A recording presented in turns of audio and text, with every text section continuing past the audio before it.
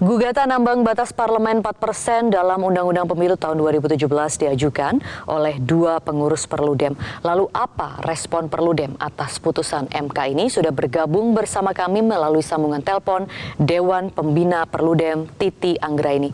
Selamat malam Mbak Titi, terima kasih atas waktunya. Jadi MK ini mengabulkan sebagian gugatan Ketua Pengurus Perludem terkait ambang batas parlemen 4%. Apakah Perludem puas dengan putusan tersebut, Mbak?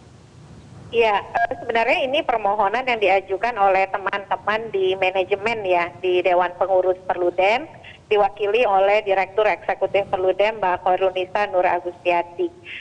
Perlu disampaikan bahwa permohonan yang diajukan ini bukan permohonan pertama Perludem, Mbak Maria. Jadi terkait dengan ambang batas parlemen, Perludem itu sudah beberapa kali mengajukan permohonan. Bahkan ketika saya masih Direktur Eksekutif Perludem pada waktu itu, awalnya di tahun 2013 kami juga sempat memasukkan permohonan, tapi pada waktu itu ditolak. Lalu 2020 juga ada masalah dengan legal standing, dan sekarang Mbak Khoirunisa dan kawan-kawan berhasil begitu ya, walaupun sebagian yang dikabulkan, tidak keseluruhan. Permohonan kami, petitum kami itu sebenarnya sederhana saja.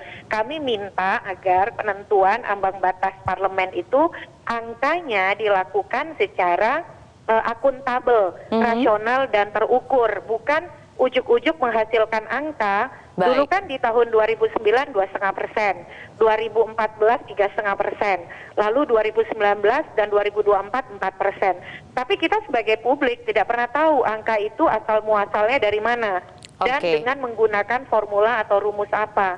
Dampaknya pada 2019 ada 13 juta lebih suara pemilih yang terbuang atau wasted vote, tidak bisa dikonversi menjadi kursi karena tidak lolos ambang batas parlemen 4%. Dan dari kajian kami juga ambang batas parlemen 4% itu tidak berkorelasi dengan penyederhanaan partai atau penyederhanaan sistem kepartaian kita di parlemen. Nah, oleh karena itu kami minta angkanya itu dirumuskan dengan cara akuntabel, terbuka, transparan, dan menggunakan metode yang ilmiah. Nah, itu yang kemudian oleh MK dikabulkan, tetapi MK menekankan untuk 2024 ambang batas parlemennya tetap 4%, dan itu dianggap konstitusional, tetapi untuk selanjutnya yaitu 2029 sebelum pemilu 2029 pembentuk undang-undang harus melakukan peninjauan dan penataan dengan memperhatikan asas kedaulatan rakyat, kualitas sistem pemilu, dan juga penyederhanaan partai, tetapi melalui proses penyusunan yang terbuka, transparan, akuntabel, dan partisipatoris.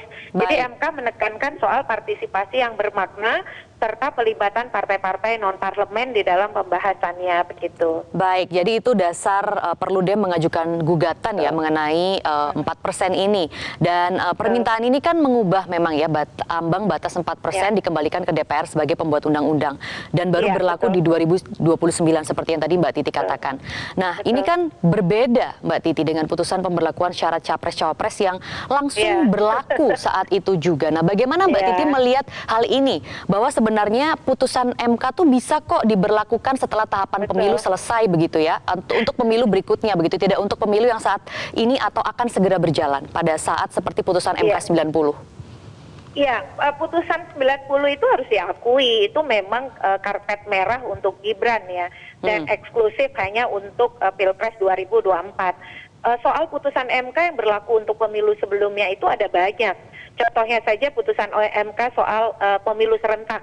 Itu kan diputuskan tahun 2014, tapi dinyatakan baru akan diterapkan untuk pemilu berikutnya, artinya 2019.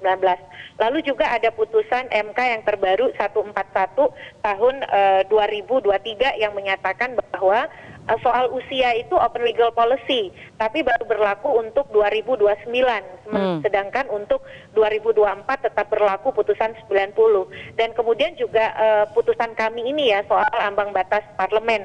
Dan memang itulah pilihan yang bijaksana, karena kenapa?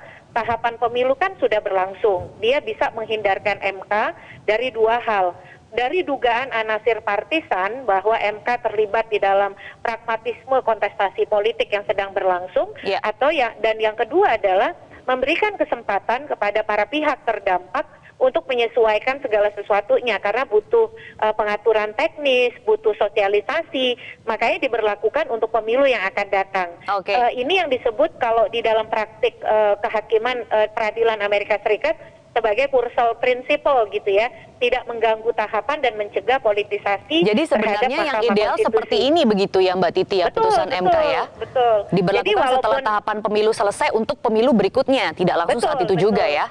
Betul. Oke. Jadi walaupun kami Perludem ini memohon pengujian ambang batas parlemen, tetapi kami memahami bahwa memang itu sulit diberlakukan untuk 2024 dan secara politik dia akan lebih netral dan proporsional kalau itu diberlakukan untuk 2029 dengan segala kondisi yang mendukung untuk itu. Sebenarnya kami lebih senang ya kalau MK menyatakan ambang batas parlemen itu 1% saja seperti Oke. permohonan Perludem. Tetapi sekali lagi kan MK sudah memutuskan bahwa itu harus dirumuskan ulang dengan ketentuan-ketentuan yang sudah diberikan oleh MK dan itu berlaku untuk 2029.